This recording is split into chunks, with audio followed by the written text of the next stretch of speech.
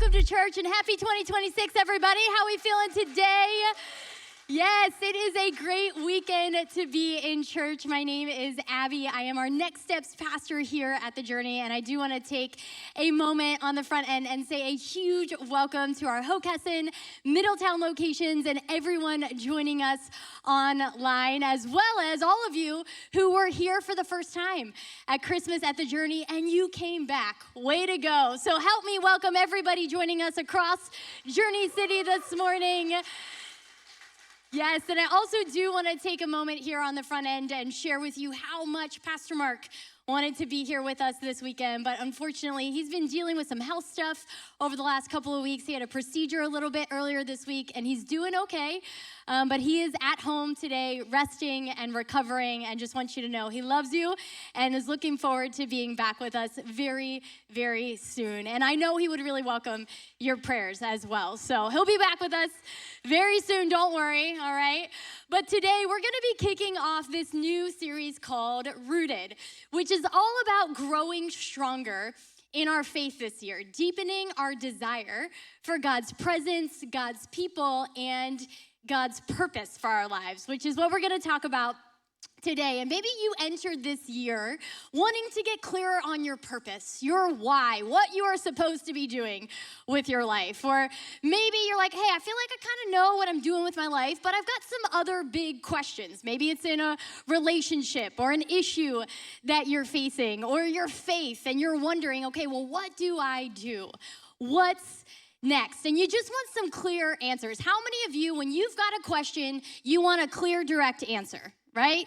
You don't want the runaround. You don't want anything unhelpful. You don't want anything unrelated. I feel like this happens to me a lot when I ask my parents for directions to go anywhere. Now, to their credit, my parents grew up without technology. Like, they use like an actual map to learn how to get somewhere, which is a reality I cannot contemplate. I remember getting my first car, and my dad was like, I put an atlas in the back for you. And I was like, thanks, like I will never be using that because I have Google Maps. Well, I'm actually old enough, I had a TomTom, okay? If you know, you know, but either way, I was not using a paper map to get where I was going. And so sometimes I feel like my parents still forget that GPS exists. And a couple of months ago, they just moved to a new house. So I asked my mom one very simple, clear, direct question. Mom, what is the address to your new house? I'm looking for a house number, a road name, and a town. That was it.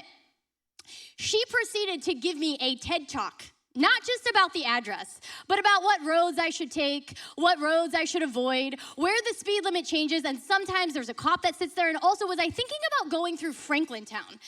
And I was like, Franklintown? Mom, I didn't listen to anything you just said after you gave me the address, right?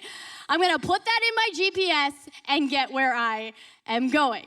I did not need any of that other information. And so, sorry, Mom, that you heard it here first. But that happens to us sometimes, right? We're like, I have a question. I don't have time. I don't want an unclear answer. I don't want it to be confusing. I want to know exactly what I'm supposed to do. And maybe you've got some big questions right now.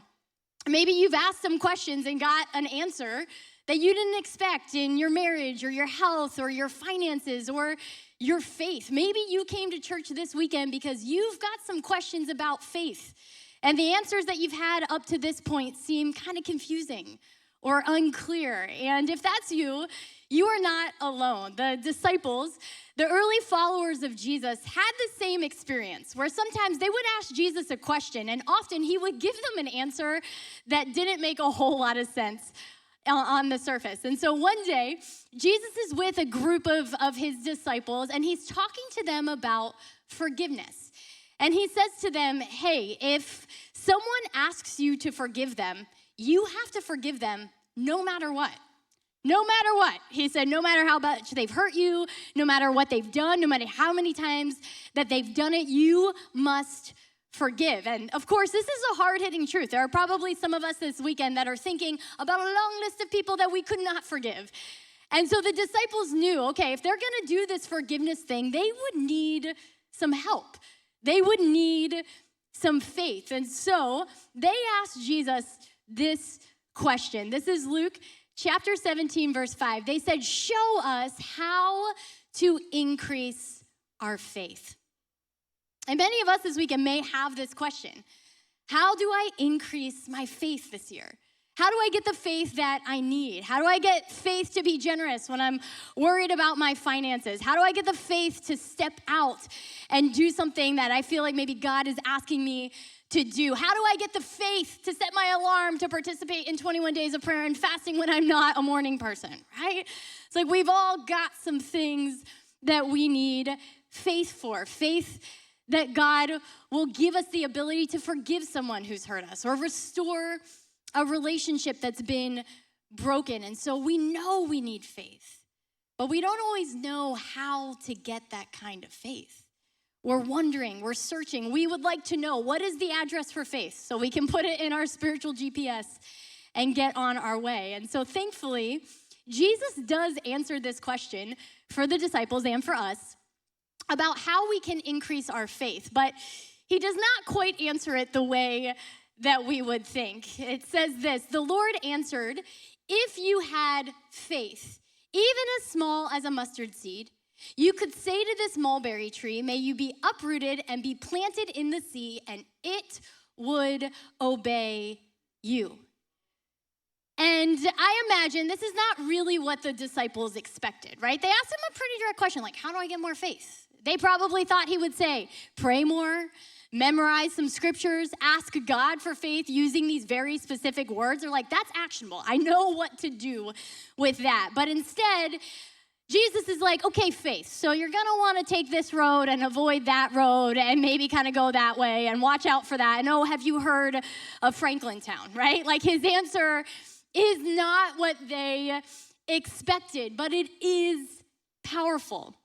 And for us to understand it, we have to understand a few things about what he was talking about. And the first is a mustard seed. So a mustard seed is an extremely small seed. And I don't have a lot of mustard seeds laying around, but I did bring some chia seeds today, which according to Google, they're basically the same size. And in this little container, there are approximately 41,000 chia seeds, I believe. So it's really tiny. And he said, hey, if you have faith, it's really tiny, as small as a mustard seed. And then what you have to understand about mulberry trees is that these were one of the strongest trees. Some of them had roots that were hundreds and hundreds of years old. And my guess is that there are some of us today who have some mulberry trees in our lives. We have some things that feel like a stronghold. They've got strong roots in our lives of things that maybe we don't necessarily want. Crippling anxiety, overwhelming insecurity, generational addiction, or trauma, or unrelenting resentment. And these things are deeply rooted. We feel like many of us were in a cycle where we are praying and hoping that they go away, but they just keep popping up. And I want you to know this is what the enemy of our faith wants. He wants to plant deeply rooted fears and insecurities and addictions inside of us so that the power of God can't touch us. But Jesus says, hey, when you have just a little bit of faith, it can uproot every single one of those things that the enemy has tried to plant in your life, that's tried to take you out. That may be part of your story, but it's not the end of your story if you have just a little bit of faith. And so he says, hey, a small amount of faith, it can accomplish great things as long as your faith is rooted in the right place. And I think some of us may be asking for more faith on the surface. But if we're honest, we're not really asking for more faith in God. We're asking for more faith in ourselves. We're asking for more faith in what we can control. We're asking for faith that our plans will work out, that we will know exactly what to say to that person to restore that relationship, that we're finally just gonna get it together and figure it out. And we are asking God for faith, but what we are really asking for is self-sufficiency. And God cannot give us that. And if we're honest, we don't really want that, because that's many of us where we are today because we've tried to have faith in ourselves. And so if we want to increase our faith this year, we have to ask ourselves this question: do I want more faith in what I can control? Or do I want to have faith in a great and mighty God whose power is so big that it is completely outside of my control? The answer to that question is going to determine not just the course of our year, but the course of our lives. And when the foundation of our faith is in God and not in ourselves, there is nothing that we can't see move in the presence of God. And this is what Jesus is saying to his disciples. He said, hey, this faith thing is powerful. But if you're anything like me, you're kind of thinking, okay, Jesus, but you didn't answer the question, right? The question is, how do I get that kind of faith? And thankfully, he gives us the answer next, but again, not really what we expect. He says this, when a servant comes in from plowing or taking care of sheep, does his master say, come in and eat with me? No, he says, prepare my meal, put on your apron, and serve me while I eat, which honestly sounds like the way my children talk to me sometimes. He said, then you can eat later. Every parent knows we're all used to eating later. And it says, and does the master thank the servant for doing what he was told to do? Of course not. Now, again, this kind of seems like a hard left. It's like we're back into Franklin Town, Jesus, right? Like what does this mean? We just asked how we can increase our faith. And so he answers that question about how we increase our faith by telling a story about a servant. And the first thing he does is clarify the role of a servant. The job of a servant is to serve all the time.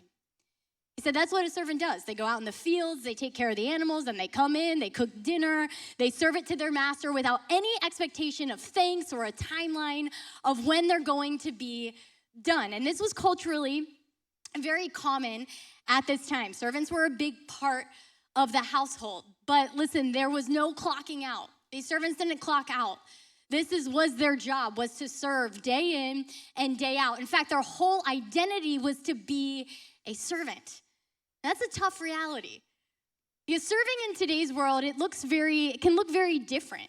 In fact, we don't really think about serving as something just that we are. We think about it as an act, something that we do. Maybe it is here through the journey. We serve for food distribution, or we serve on the J team, on worship, or production, or plugged in, or Journey Kids. Maybe we serve in our neighborhood. We will help shovel the driveway of a neighbor who can't do it for themselves. Maybe it's at work where we are happy to serve and help one of our coworkers with a project that they have going on, even though we've got a long to-do list of our own. Maybe serving looks like what we do in our household. We clean up the dishes so our spouse doesn't have to. Or the ultimate act of serving, if you have little kids, you do the bedtime routine so your spouse doesn't have to. And we often think about serving as something we sign up for. It's temporary. And we enjoy doing it because at first, serving feels good, doesn't it? I mean, no matter what we believe about God, we can all agree serving people makes us feel good. Making somebody else happy, doing something for someone in need. But if we're honest, we all get to a point where we're done. And the only thing that we want to do more than being a servant is be the master, right? We're like, I don't want to cook the food. I'd like to eat the food. I'd like you to serve me the food, right? Sometimes we're serving and we're like, okay, this has been good, but it's been 39 minutes. What else, right? When is this going to be over? But here is the problem. As followers of Jesus, we have given up our right to be the master. Now and forever, our role is servant. And it is not just something that we do, it is who we are. And Jesus talked about this a lot. In fact, a few chapters later in this same book of Luke, these same disciples are arguing over who is the greatest, which, yes, again, they're with Jesus and they are arguing who is the greatest. And so, as he often does, Jesus humbles them real quick. And he says these words, among you, it will be different.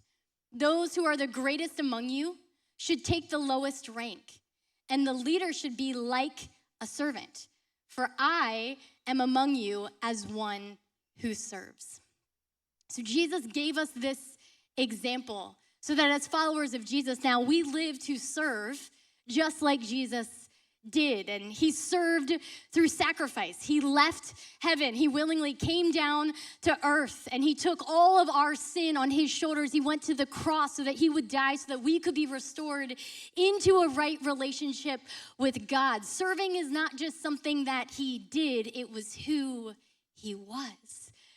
And it's important that we understand this because Jesus served us, so we receive the free gift of salvation. We can be restored into a right relationship with God. Some of you need to hear that today, because all you've heard your whole life is that God won't love you because you're too messed up.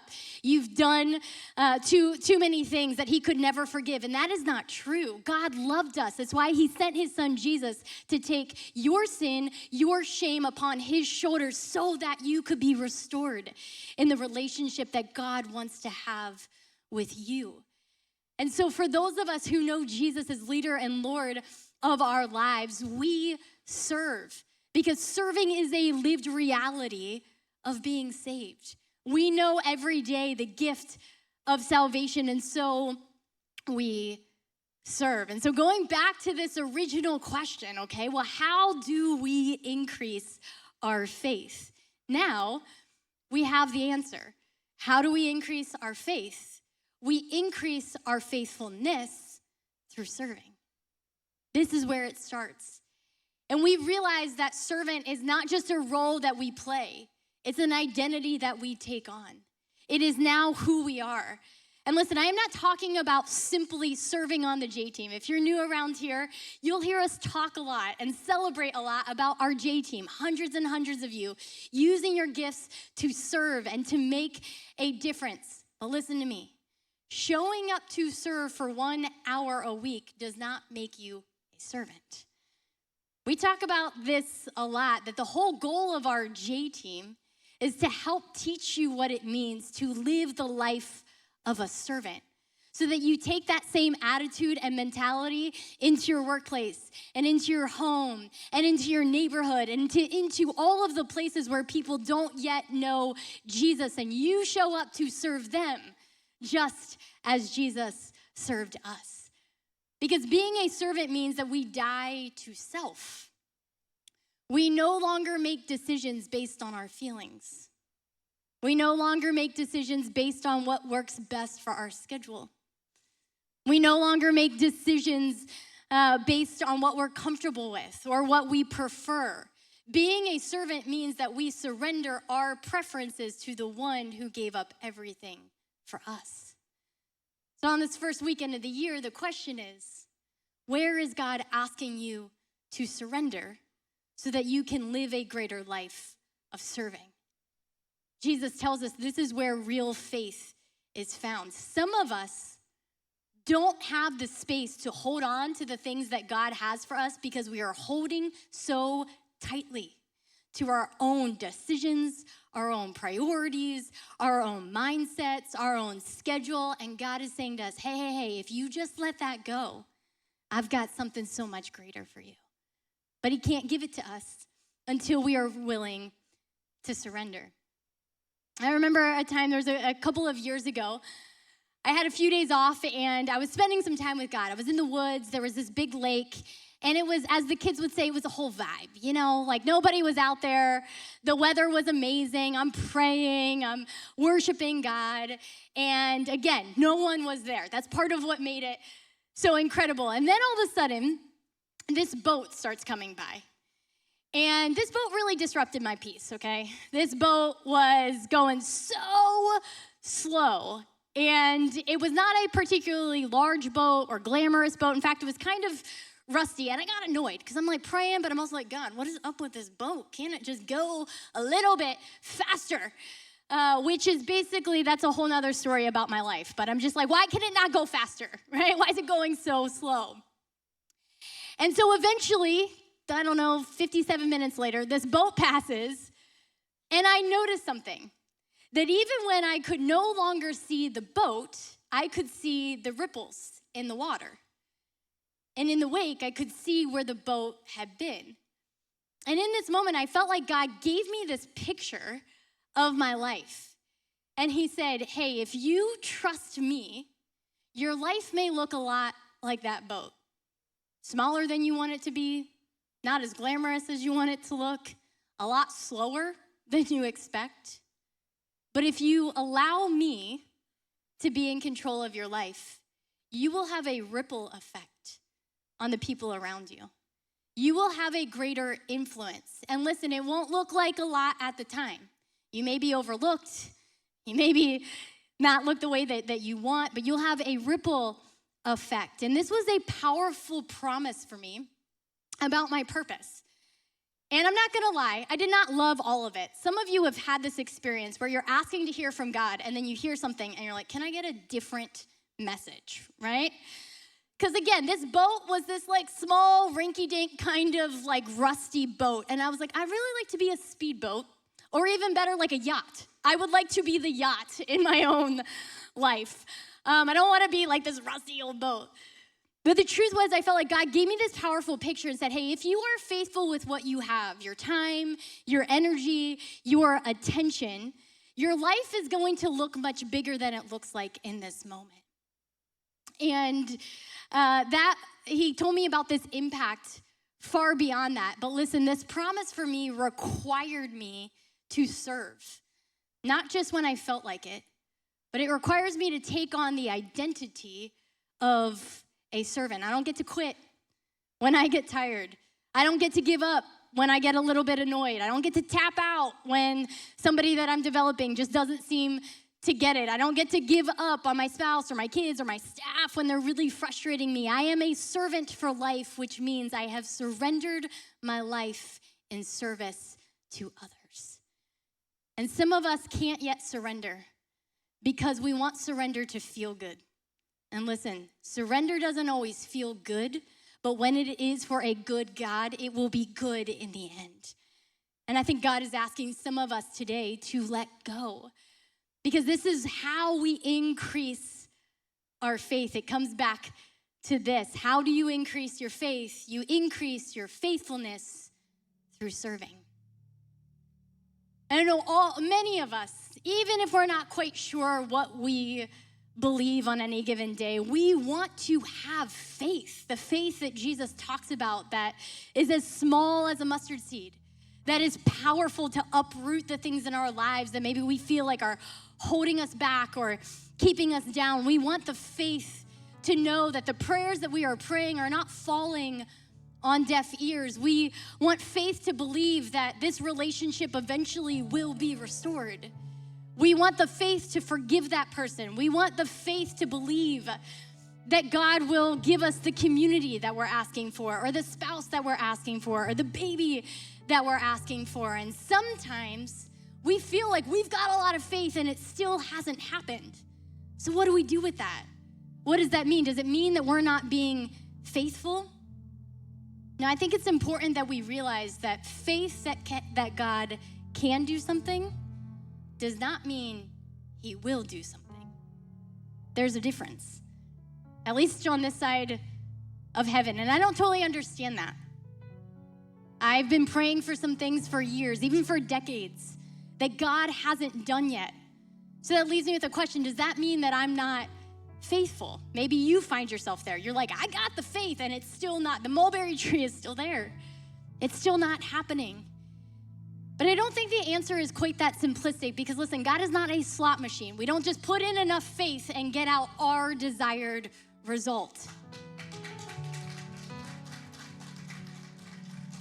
Because you notice what I said, our desired result. That doesn't always mean it is God's desired result.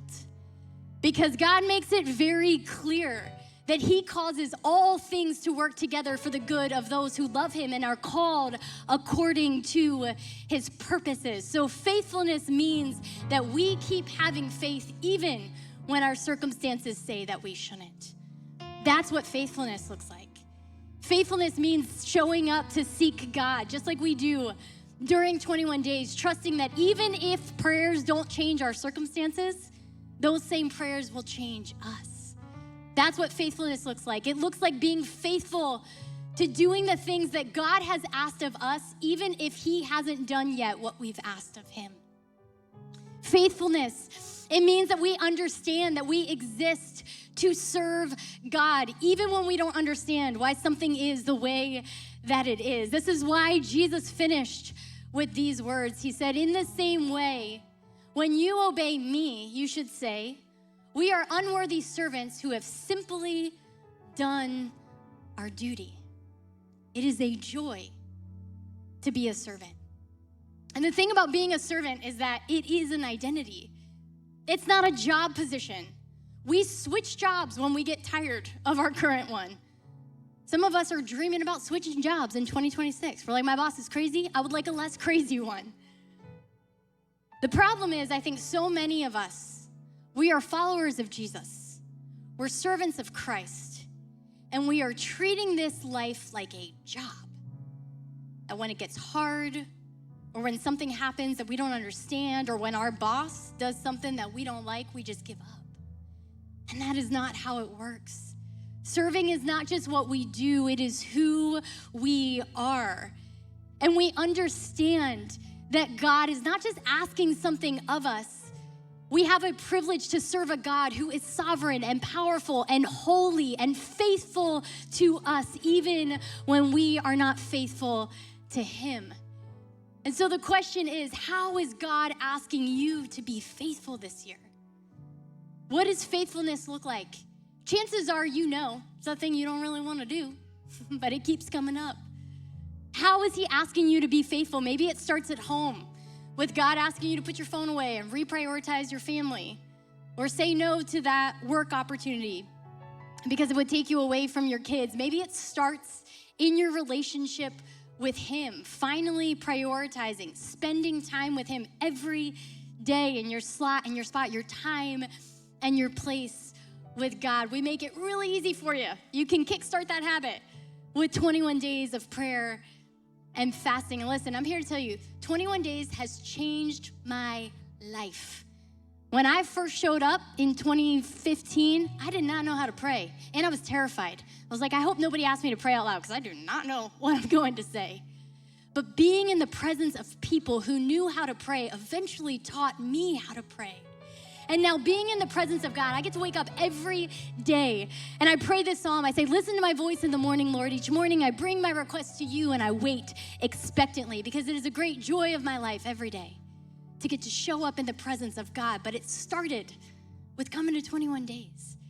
Maybe for you, faithfulness this year looks like finally saying yes to that leadership position at work so that you can have a greater influence, a godly influence over the people that you work with. Or maybe it's leading a J group here at The Journey, finally getting rid of all of your excuses about how you don't know everything and then just trusting that the Holy Spirit will give you everything that you need to make a difference. And so if you're here this weekend and you say, hey, yes, this year, I want to increase my faithfulness through serving, would you just raise your hand? I want to pray that. I'm praying that for me this weekend. I want to pray that over us together. So God, we come into your presence today. And we thank you so much for who you are. What a God. What a God. We thank you for your sacrifice and your faithfulness and your deep love for us and the peace that you give us that surpasses all understanding. And God, I just pray for every single one of us this year who wants to be more faithful. I pray that you would give us, just like your word says, give us the desire and the power to do what pleases you. Holy Spirit, I pray that you would work right now. Whichever one of us is holding on to something that you are asking us graciously to let go of, I pray that our faith in you, our trust in you, will deepen this year. As we all just stay focused on God in this moment together, maybe some of you came to church this weekend trying to figure out how you increase your faith. Because you've tried it before. You've tried to increase your faith in yourself, in karma, in good vibes, and you feel like something is just missing. In fact, a couple of months ago, I was praying, and so often we talk about living in darkness. Some of us live in darkness, this darkness, this depression, this discouragement. And when we're in this place of darkness, we know we need help. We need a light. We need out. But my sense is that many of us don't just live in darkness. We live in dimness. This was my story. Because in dimness, it's just this vague sense that something in our life is missing and we don't know what it is. And we've tried this and we've tried that. And I'm here to tell you that vague something is making Jesus leader and Lord of your life. And so this weekend, if you've never yet said yes to Jesus, it would be my honor to lead you in one simple prayer and to know that this weekend can be your weekend. You can be restored into a right relationship with God simply by believing in Jesus. So I want to invite us all, every location, let's bow our head, let's pray together. And if that's you, you can pray something like this. God, I come to you, and I pray that I can increase my faith by giving my life to your Son, Jesus. In this moment, I leave behind my old life, and I focus on you. All of my hope, all of my faith is in Jesus, the way, the truth, and the life. And if that was you, that this was your weekend, that you said yes to Jesus, can you just raise your hands? Yeah, Newark, Middletown, Hocassin, online. You can type faith in the chat. Let us know that. And you can put those hands down and Journey. Help me celebrate people saying yes to Jesus this year. Praise God.